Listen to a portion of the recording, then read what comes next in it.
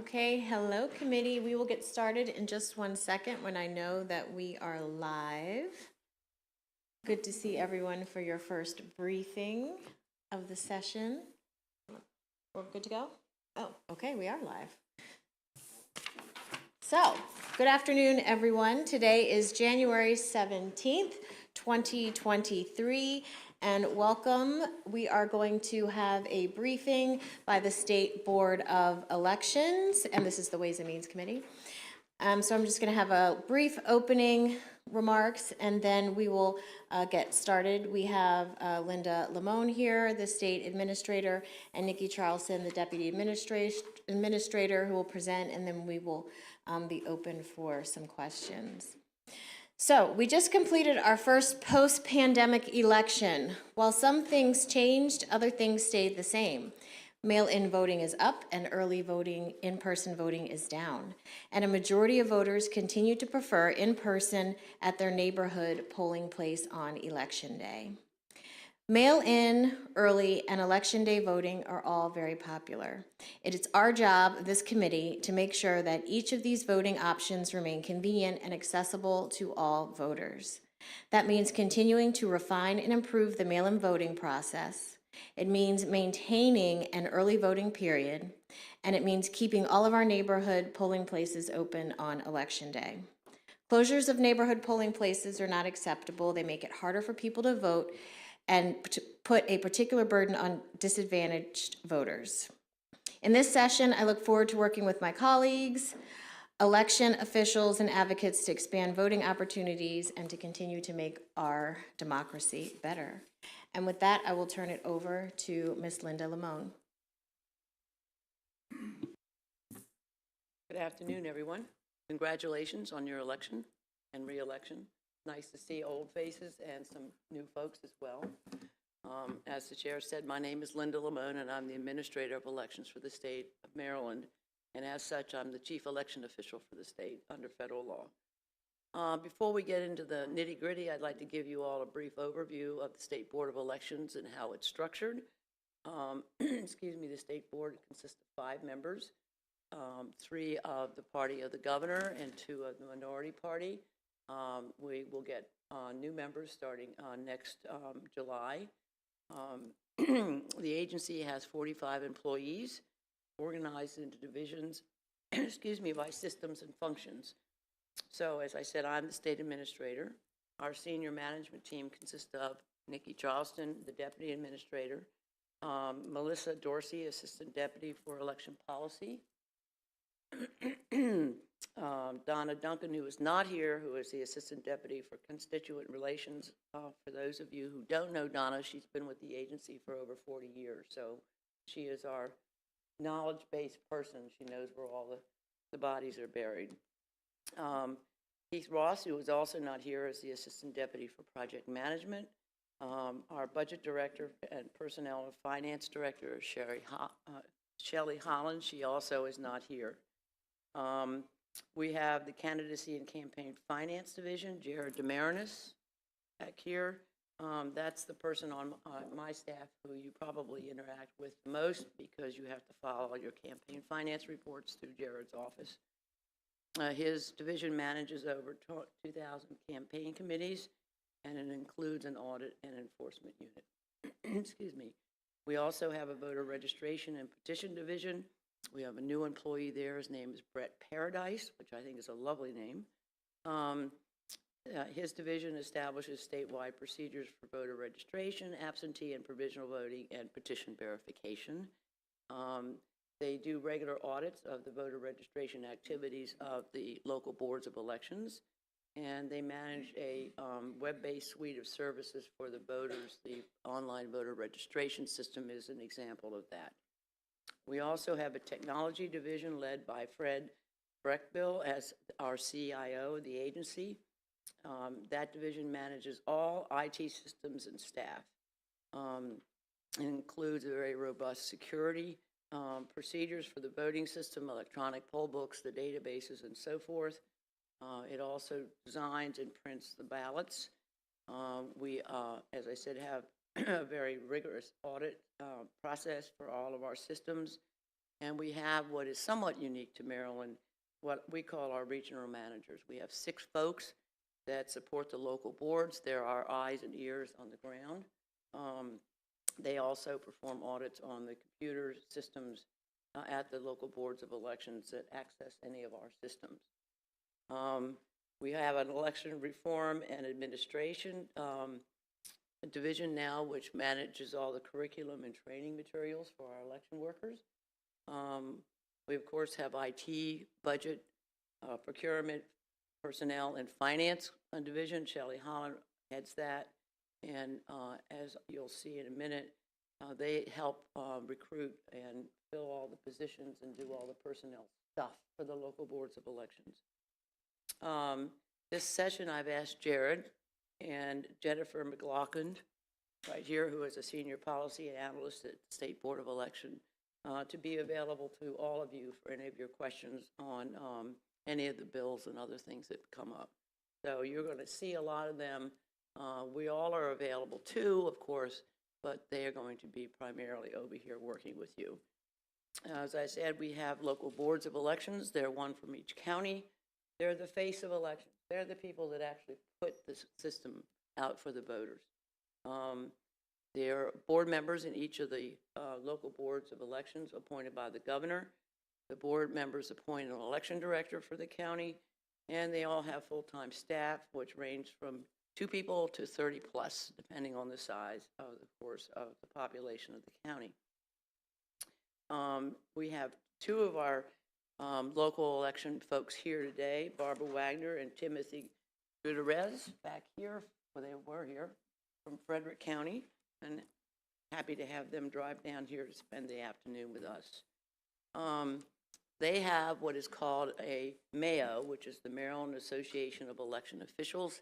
It's their professional organization, and MAO is very active in working with you all to answer questions on the impact of any of your bills, that the impact it may have on their local procedures and processes.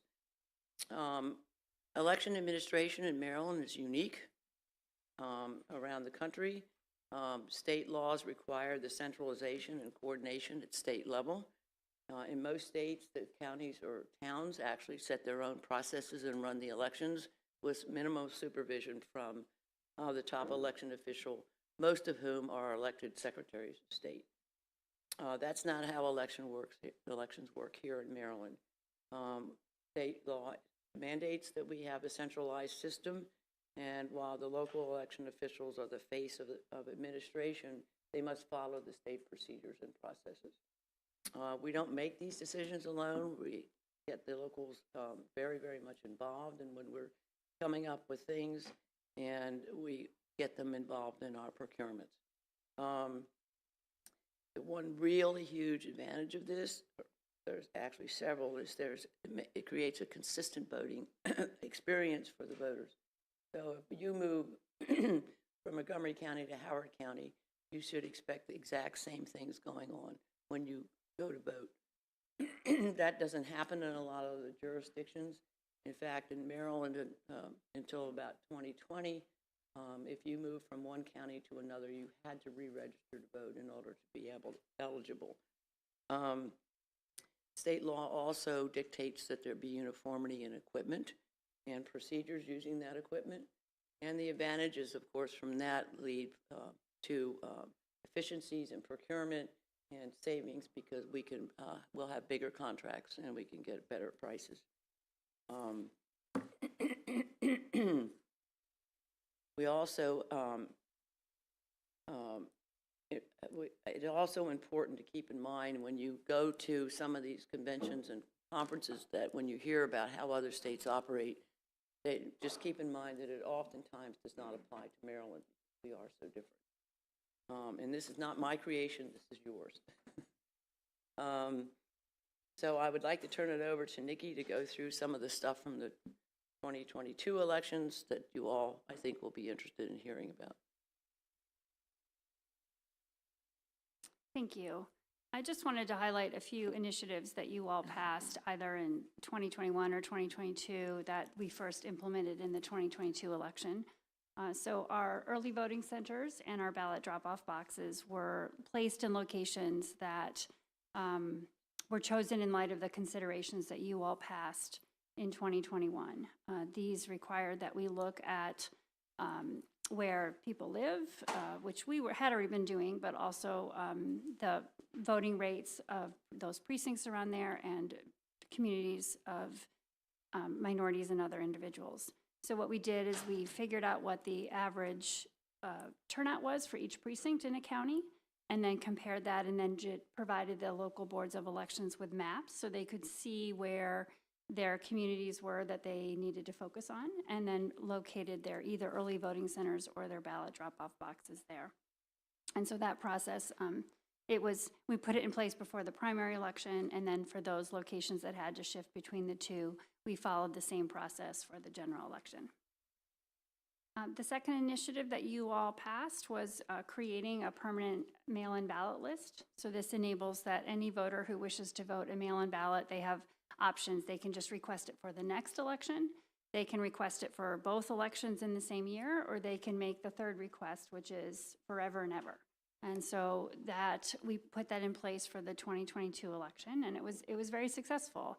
At the primary, for the primary election, we had over 325,000 voters on that permanent list.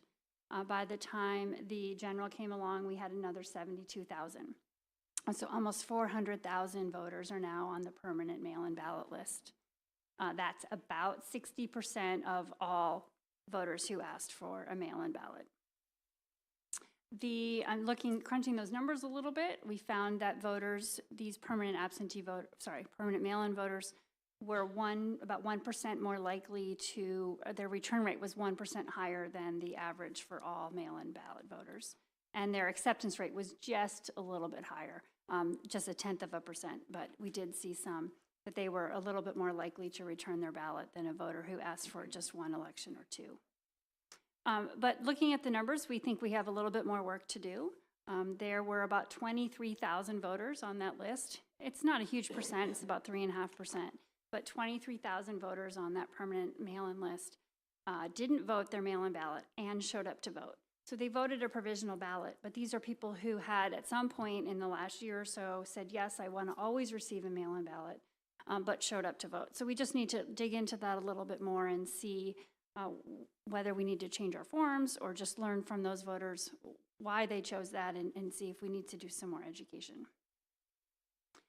The last thing that we piloted was what we were calling Cure by Text. So we worked with the Montgomery County Board of Elections in the primary election to offer a way for a voter who did not sign the oath with their mail-in ballot to provide that signature via text. They could also do it by email, in person, by mail. There were lots of ways of doing it, but we did offer a software solution that enabled those voters to securely provide their signature by text after we authenticated them that they were who they said they were.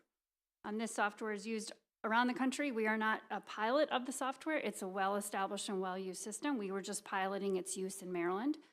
And about 17 out of 78 voters provided their missing signature that way. So we'll be looking forward to expanding that pilot in 2024, but we did want to share that with you today. Also want to just highlight some numbers from the 2022 general election. I think the chair, you highlighted some of those numbers, but I will share some more. So we had about 2 million voters who voted in this election. That was about 47% turnout, a little lower than the 2018 general election, but higher than the 2014. In-person voting is how people like to vote, whether they're voting on election day, which was about 53% of our voters who voted, or about 20% during early voting. We did see our percentage of voters voting in early voting jump a little higher in the general than compared to the primary, about 3% higher, and saw a corresponding decrease in the number of mail-in ballots. When people vote is pretty much equal between whether you're doing it before election day or whether you're doing it on election day. So 47% of the voters voted before election day, so they either voted during early voting or they voted a mail-in ballot. And 53% of the voters, as I said, voted on election day. That's a very similar breakdown to the primary election. The trends during early voting were very similar. So the busiest days were the last 2 days when 150,000 people voted, and the slowest days to vote on during early voting are the Saturday and Sunday, which has been consistent over time. So mail-in voting is where everyone is paying attention, right? We, for years, had a turnout of by mail about 6 to 8%, and now we had 27% of our voters voting that way. We mailed out over 640,000 ballot packets, and 84% of those were returned. As I said, a little bit lower as a percentage of turnout than the primary. And what we found is that looking at the timeline of when the ballots were returned, that about 44% of the ballots were processed by the local boards from October 30th through November 12th. So the week of the election and the week before was 44% of the ballots were processed then. If you add the week of 23rd to that number, it's about 64% of the ballots came in and were processed between October 23rd and November 12th. So when we looked at those numbers and looked to the primary election, what we saw is that more voters returned their ballots earlier. We saw more voters returning at middle or early October, and in the primary was a little bit later in the month of the election. And the ballot boxes were well used again. We saw more voters using the ballot boxes this election than in the primary. About half of our voters who voted by mail returned their ballot at a ballot box. The percentages vary widely by county. So 25% of the mail-in voters in Worcester returned it, whereas 62% in Howard. So we're just all over the map there, but on average, it's about half of our voters are using the ballot boxes. And it did seem, in looking at the return of the ballots, that voters who used a ballot box tended to return their ballots closer to Election Day than those that returned it by mail. So we can talk about why that is, but that's what the data is showing. We did another statewide voter education campaign that highlighted registering to vote, the 3 ways to vote by mail, early, and on Election Day, and all the deadlines associated with that. We also tried to weave in some messages that were related to the redistricting process of make sure you know where you need to go vote, because sometimes that changed, and the importance of updating your voter information. The goal was to get any user or viewer of those messages to come to our election 2022 page. And so some of the highlights is we ran over 101 TV spots, 610 radio spots, and print ads in 11 publications. Our digital ads are obviously where you get the most viewership. We had 15.2 million impressions of those, and it started in, I think, early September through Election Day, and we were getting ready to issue a report that we've been doing for the last couple elections in the next week or so, and there'll be lots more details in there about how effective that campaign was. So those are just some of the highlights from the 2022 election that I wanted to share, and I'll turn it back. Oh, I guess I'm going to still keep going. The chair had asked some questions about recounts, and so there were no recounts in the general election. At the end, we'll talk about the recounts in the primary. There were lots of them, well, 4, but that's a lot for us. But no recounts in the general election. And then after each election, we have an extensive post-election audit and verification process. And this takes us, we look at all sorts of data and we analyze it and make sure that all of the procedures that were supposed to be followed were followed. And we just dig into a variety of different points of the process that we've determined that if they aren't performed correctly, that it might lead to voters not trusting the results or have confidence in the process. I'll give you a couple examples. So one is we look at the number of ballots that were cast at each precinct and voting location and compare it against the number of voters that checked in. Right? That's a sort of an easy check for us to do to make sure that the number of ballots match the number of voters who voted. We also look at mail-in and provisional voting. Was it a proper application process? Was it properly reviewed? Was the right outcome? So we're in the process of doing that now. But also there's additional audits that we perform on the voting system itself. So before the local boards certify their results, we send digital images of 100% of the ballots off to a third party and say, you count them and tell us what your results are. They give us their results, we give them ours at the precinct level, and then they compare them and identify in what precincts might there be differences between the two counts. And so that was done for election day and early voting before the local boards certified the results, and then all of them were done before the state board certified the results. And I'm pleased to say that that audit validated the accuracy of the election results. We post all of that on our website, so it's all there for anybody to go look at. The local boards are also now in the process of completing a manual audit of a random sample of ballots. They have to do that within 120 days of the election. We've had a couple that have finished and more scheduled for the next 6 weeks or so. And those will be another way to validate that the voting results were accurate. So in terms of enforcement actions that relate mostly to campaign finance, so we have limited enforcement powers for offenses. For the 2022 election, we received 418 complaints. 213 of them went to civil settlement, and we collected almost $60,000 in civil fines. In late fees, we collected nearly $240,000. Most of them come from just the committee's filing reports late, 170,000 of that, and then about 70,000 from businesses who have a contract with the state and have a lobbyist.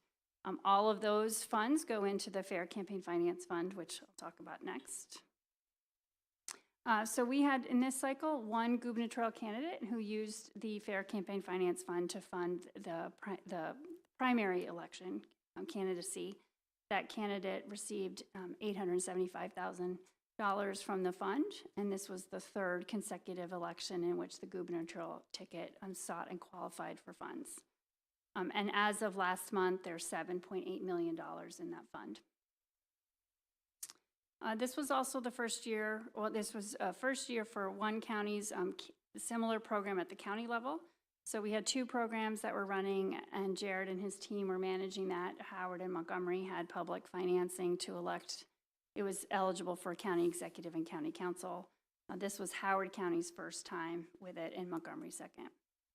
So Montgomery had 20 candidates in the program, and 8 of them were elected. The county dispersed between the primary and the general about $236,000. Howard had 5 candidates, and 3 of them were successful. And they, Howard County dispersed almost $1 million, a little over $900,000 in their program. And then on deck, Baltimore City is going to do it for next year's city elections, and then Baltimore County and Prince George's have passed similar legislation, so we'll be supporting those programs as we did with Howard and Montgomery. And then just a reminder that tomorrow your annual report is due. So if you haven't done it already, here's your reminder, and Jared can help you. However, actually our office is, will be open to help you however you need to, but if you haven't done it yet, just put a note in your calendar, please. I'll turn it back to Linda. So while we're still wrapping up the 2022 election, we're now also preparing for the 2024 election. Our big project for this upcoming election is a brand new poll book solution. Electronic poll books, those are the devices that the poll workers use to check in the voters. The vendor is customizing its software to meet the various needs of the state. We're going to start getting equipment soon, and we're going to have mock elections later this year to test the functionality and learn how to use them efficiently. And those mock elections will involve not only my staff, but the staff at the local boards. And we are procuring software to offer texting as a solution to voters to clear their ballots. So those are the 2 biggies for the upcoming year. Federal funding, we learned Friday that we are going to get $1.2 million from the U.S. Assistance Commission from the federal government's omnibus bus bill that included $75 million available for the states. There are strings attached to the money. We're going to have to come up with a 20% match within 2 years. And we're told that we can use the money for election administration, technology, and security. So getting a little bit of money incoming to help us with those issues. Chair asked about recounts in the general. Well, we didn't have any, as Nikki said, but we had several in the primary election. Some of you may be familiar with them. There were 4 of them. The margins of difference between the candidates with the most votes and the candidates with the second most votes were all less than 0.25%, which meant they were all free. The counties had to pay for them, not the candidates. The votes in 2 of these contests changed after the recount, but the candidates stayed the same. So in Prince George's County, where they had the only recount for a state office in the state, was for Legislative District 23. The margin of votes, difference in the votes was 19 out of the over 64,000 cast. The recount reduced the margin from 19 to 16 votes. We do not have the amount of time and cost to conduct that recount as yet from Prince George's County. Montgomery County had a recount for the Democratic nominee for county executive. The margin of difference was 35 votes over a total of 141,000 cast. Recount took 4 days. They took a week to prepare. The margin decreased from 35 to 32 votes, and the cost was $154,000 and change. Frederick County had a recount for County Council District 3. The margin was 1 vote. The recount took 1 day, 8 hours to conduct, although they spent 3 days preparing it. The vote totals after the recount were exactly the same, 1 vote. Harford County conducted a recount for the Republican nomination for County Council District D. The margin of difference was 11 out of 7,000. It took 4 hours to conduct the recount, but they spent about 24 hours preparing. There was no change, and the cost was over $22,000. So those were our recounts. The most, I think, exciting one was the Montgomery County one, where we're all going, oh my God. The Frederick County one, the 1 vote. Yeah. Madam Chair, you also asked about municipalities on the state ballot. There are 2, Cumberland and Hagerstown. So we're getting a lot of inquiries from other municipalities about joining the state ballot. Of course, there are pros and cons to that. So with that, I will open the floor for questions. Whatever you would like to do, Madam. Thank you. And are there any questions? We will start with our subcommittee chair on election law, Delegate Wilkins. Thank you so much, Madam Chair, and thank you, Administrator Lamone and Ms. Charleston, for your presentations. I always look forward to this presentation every year.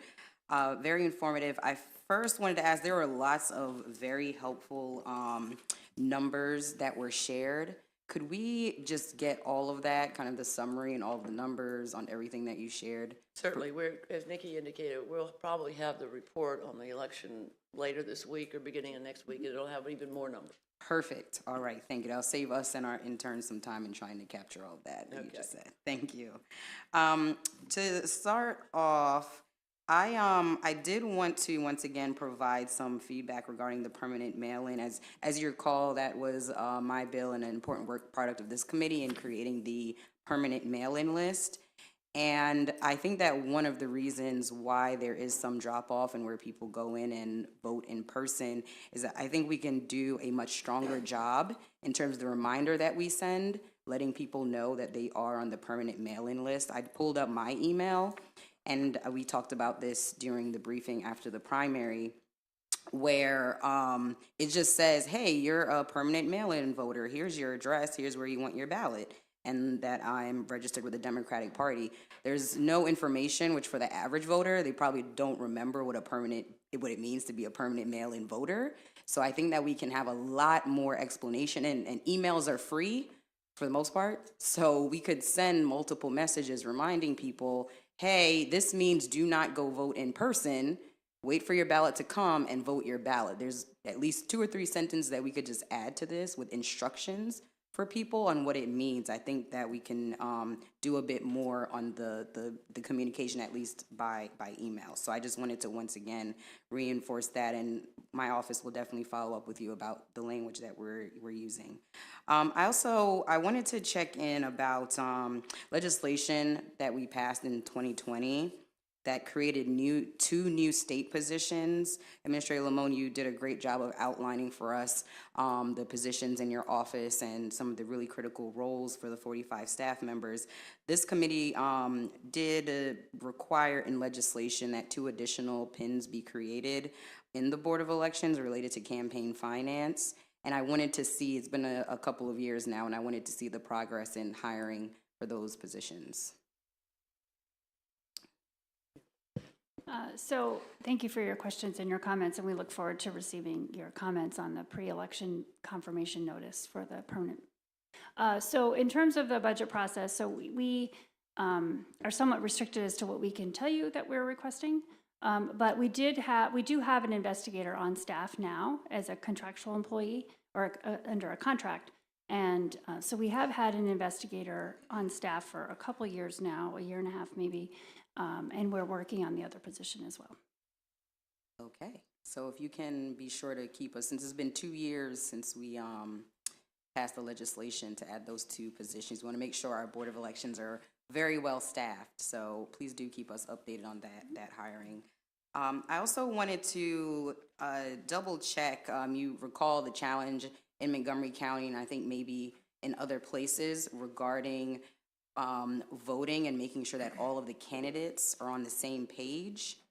Not only on the same page, but also making sure that the role that they're running for, the position that they're running for, is also listed.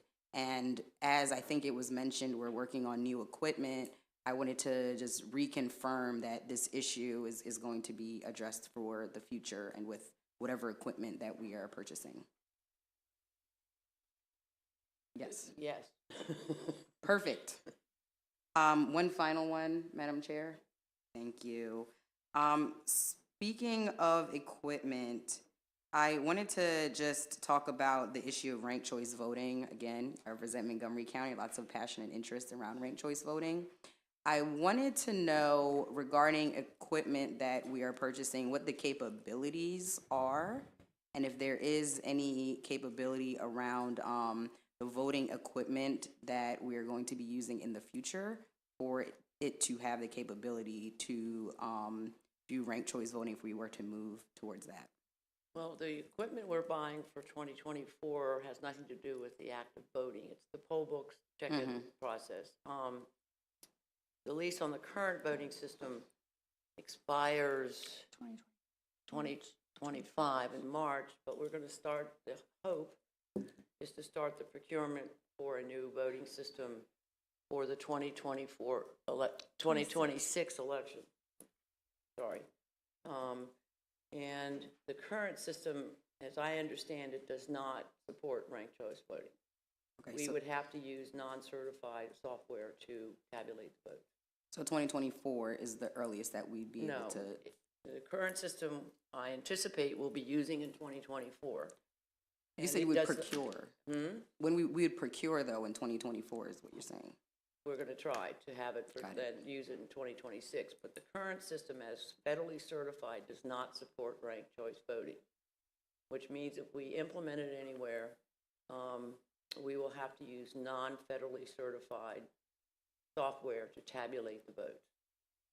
Wonderful. Thank Yeah. you so much for responding to my questions. I'm sure I'll be back around. Thank Yeah. you. Delegate Ebersol and then Delegate Barnes. Thank you, Madam Chair. Some numbers went by fast, and I thought I heard a couple different ones. Of the mail-in ballots that you sent out, what % were actually returned? Give me 1 second. 84%. 84, okay. And so some of those remaining 16% then went to vote at the polls. So my question would be is, what % of them, what % of that 16%, how many of them actually went to the polls erroneously, or not really erroneously, but didn't understand that they had already asked for mail-in, or that they couldn't do both? or that they had both. What percent of them actually went for to vote at the polls? So I know that about 22,000 went to vote. That's just the number that are on the permanent list. I can get back to you with the total number that. Okay. went back. And then another one that you probably don't have in front of you, but then when we figure out who those people were, was there a rejection rate for them? In other words, was there something else wrong with them coming to vote that caused them, once they asked for mail-in, came to vote at the polls, and then got their provisional ballot rejected? I would like to know that too. I'm sure that's such a specific question that you didn't bring it with you. I didn't. But I'd love to know. Thank you. Delegate Barnes. Thank you, Madam Chair. And I just had a couple of questions centered around the great job we're doing with our mail-in ballot program. I think with 84% coming in is a real high number, which leads me to contemplate the early voting days of 8 days for early voting.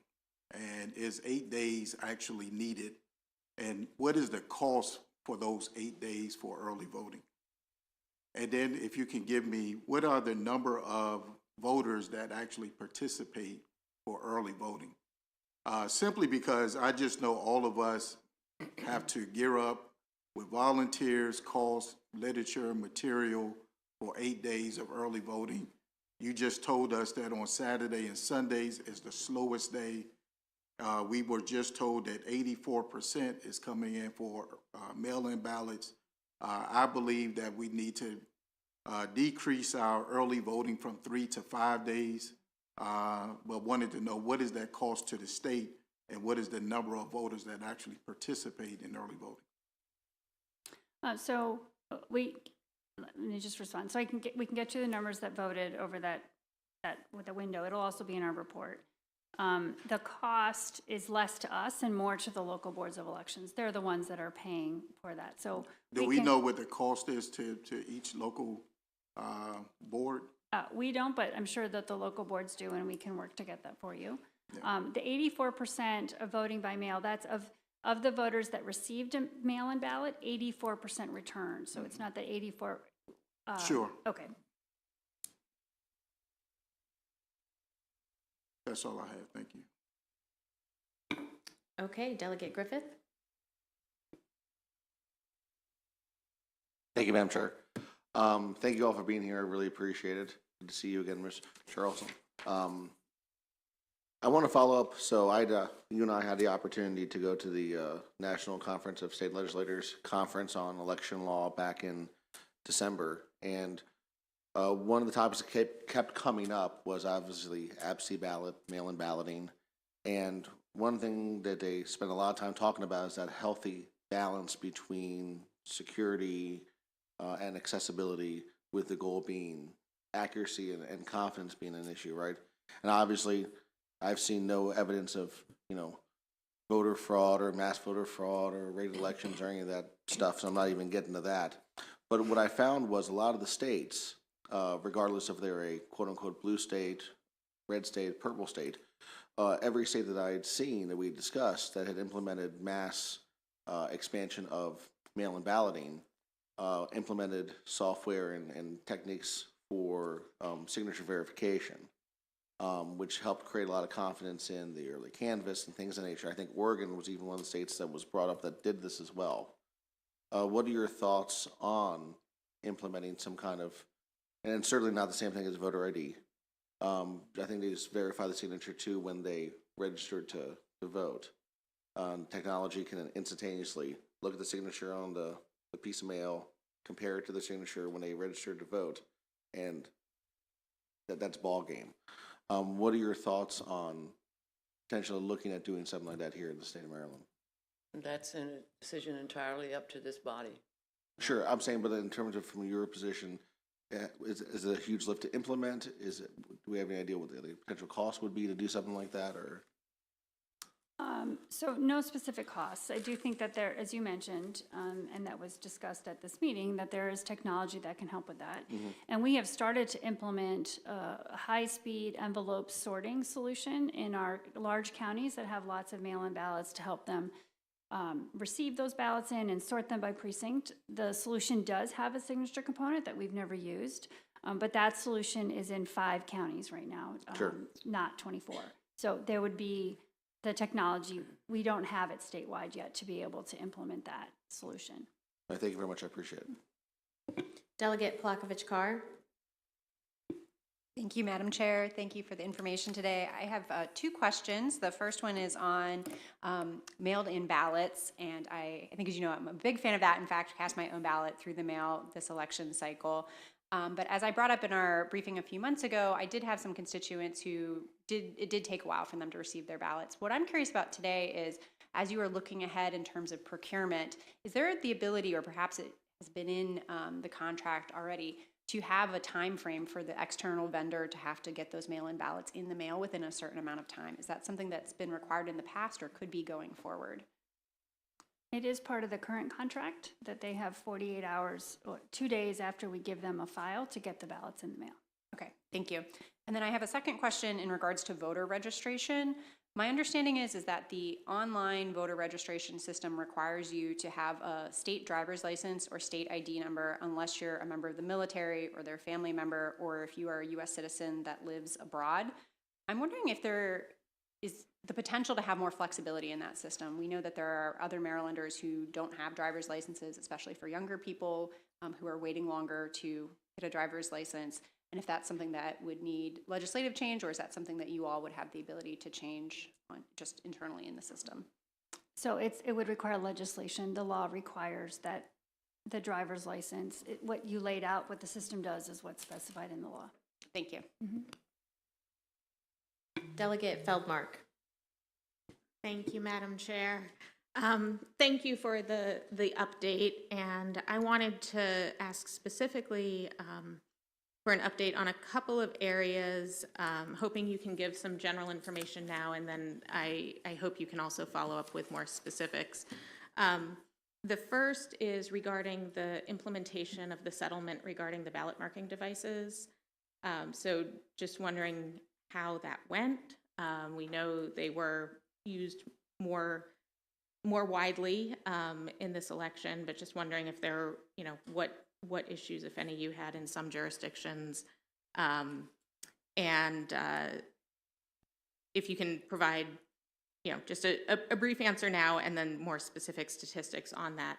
And also regarding the ballot marking devices, just sort of where we stand in terms of the next procurement and what options are being explored for perhaps a printed ballot that more closely resembles the ballot our standard ballot. Well, we haven't started the procurement process yet, so we don't know what's out there. But that certainly is a consideration that we will have on the latter part of your question. I don't know the statistics on the NFB stuff. Right, so in terms of the complying with the part of the settlement that required that we deploy the right amount of equipment, well, we complied with that. We're still receiving reports and crunching all the numbers. We will have usage data in the report that we keep talking about. So there'll be a thorough analysis of the usage there. So hopefully that report will answer all your questions, but certainly if it doesn't, we can provide you with whatever information you're looking for. Okay, thank you. And then the other area I'm hoping to get an update on is for voter registration and access to ballots for our voters who are incarcerated. So we did, that was another initiative that you all passed, and that we worked very closely with the Department of Public Safety over the last year to do several things. One was to get ballot boxes in facilities, and we were successful in getting ballot boxes in all state correctional facilities. Worked to get produced and had delivered to each correctional facility in the state or local packets of information that had a Dear Voter letter with a voter registration application, a form to request a mail-in ballot, and an envelope so that they could either return it at the ballot box in their facility if there was one, or through the normal mailing process. And then obviously if they requested a ballot, we would have the locals deliver it there. So we have a report that will be submitted today that has more data about how many individuals who are in these correctional facilities requested a ballot and returned. The rate's lower than the average mail-in ballot, but it provides us with a very good baseline from which we can improve. We also had posters provided to each facility, as well as a video that was distributed that they could play on their internal network, lack of a better word. And also, I know that the state correctional facilities pushed out messages into individuals who have access to iPads. They use that to share internal information, and I know that they, at state facilities, push that out. So we have a good framework to start with and to continue to build on, and we'll be continuing our work with public safety this year to come up with ways to improve upon the numbers that we saw this year, or last year. Okay, thank you. Delegate Wu. Thank you, Madam Chair. I have a question about the self-printing out the mail-in ballot, right? So when I was observing how they count the ballot, they need a two-team person to write it down on the standard ballot and then come back and went into the machine to scan. So is there any way, actually, the technology solution for that for the future? Because that consumes a lot of power, human power, and then can lead to a lot of errors as well. So the issue of duplicating web ballots that are delivered electronically has been something that we've been talking about a long time, and we're working on solutions to try to find. We used to have an automated way of doing that, but the local boards often found that it was quicker to do it manually or to use the ballot marking device to recreate the ballot. State law requires that a team of 2 individuals review the ballot returned by the voter and the ballot that's been duplicated. So that step of the process is required by state law. So we are continuing to look for technological ways to improve the process, but it's like everything in elections, not as simple as it looks. And so continue to have that discussion because we know it is a burden on the local boards to duplicate those ballots. Thank you. Any other questions from committee members? Delegate Wilkins. Thank you so much, Madam Chair. I just wanted to, first of all, give kudos to our State Board of Elections for their wonderful work throughout the state with our incarcerated population who are eligible to vote and making sure they had access in this last year in the election. We only required really one, a ballot box in one location, and you ensure that they were available throughout the entire state. So thank you for going above and beyond in that. Very much appreciate your work. The question that I have, though, is related to the time lag between an individual putting their ballot in the ballot box for their mail-in ballot and being able to get the notification along the way that it was received and all of those things. And I wanted to know if there is anything new that you've implemented since our last briefing around the primary, or anything that we have coming up that you're working on in terms of making sure that the information is timely for voters. So thank you, and I appreciate getting the credit, but I also would like to share the credit with public safety. They were the ones that were absolutely very willing to add additional ballot boxes at facilities, even though it wasn't required. So they deserve the credit for that. Absolutely. So yes, so I mentioned earlier in response to Delegate Griffin's question about the technology of the high-speed envelope sorting solution. The functionality of that includes the ability to capture which ballots have been sent through the sorting solution and then do an upload into the database, which would obviously make that time lag much, much shorter. We just received that equipment back in 2022 and didn't have time to fully implement all of the features. So I think that solution fully implemented will go a long way to shortening that time, that once that envelope moves through the machine, the local boards can upload that file and it goes right into the database to show that it's been received. We had one county that did that this election, and we're going to be sharing that lesson across the other 4 counties that are doing this and any others that want to do that. So I think that solution will be a significant improvement moving forward. Wonderful. Thank you so much. That's all for me, Madam Chair. Thank you. Any other questions from the committee? I just have two quick follow-up questions. One to follow up on Delegate Wilkins' question about our current capabilities to do ranked choice voting. And this in no way reflects my opinion on ranked choice voting, but it's my understanding that we have the capability to do it now with scanners and that it's separate from the actual voting system, so that if we did pass legislation to do it, or even I know some local legislation is pending, that we could do it now. So was I misled? No, I think we can do it now, but as Linda said, the software that will take the export from the voting system and provide ranked choice voting results, I don't know if that's the right way to say it, but that is software that's outside the voting system, and it's not so it's not certified. I think that's what Linda was saying, is that that tabulation piece to create the ranked choice outcome is not part of the certified voting system. It's a separate piece of software that's not certified by the federal government. So that's what you would have to go through the procurement process for, is that, okay. Thank you. And then my last question has to do with, do instructions come from your office, or is it up to the local boards when we're determining where the drop boxes are located, and where the boundaries are from where we all have to stay away so many feet? Because in Howard County, it seemed to vary depending on where you were, at what polling place, and I just had someone from Anne Arundel tell me the same thing happened. So I'm wondering, are there uniform standards, or is that up to each local board to make those determinations?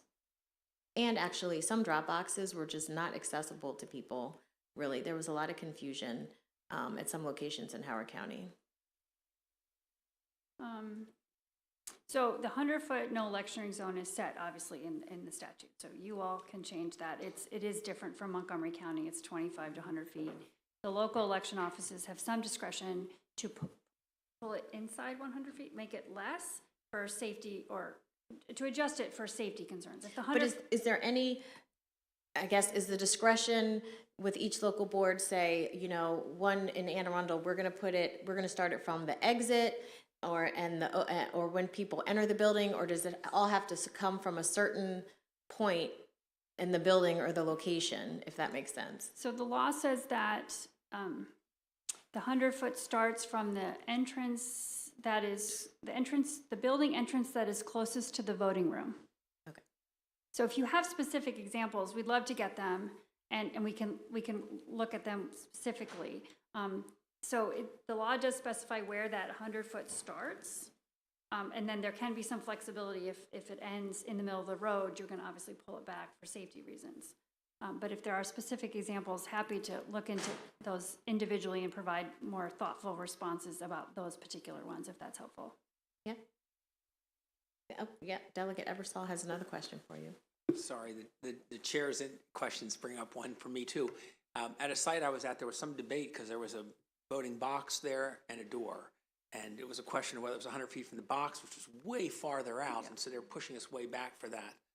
So is that clarified, or is that again sort of discretionary, or what's the? So that was certainly something that was brought to our attention last year and is on our list of things to look at. It just was something that would require a change in regulation to do that fast. We couldn't do that. But yes, the overlap of the 200-foot circles at locations that have a ballot box is on our list of things to look at this year and try to address in 2024. By the way, everyone's thanked you, but I do have to thank all those election judges out there who have a set of rules that are difficult to interpret in the specific situation and geography of their site. And we got into it a little bit trying to figure something out at an early voting site, and they ended up with a really easy, good solution to the problem, I thought. So they get credit, and I'm sure they do across the state. Any other questions or compliments? Okay, with that, thank you very much for joining the Ways and Means Committee today. That concludes our briefing with the State Board of Elections. Thank you, everyone. Thank you.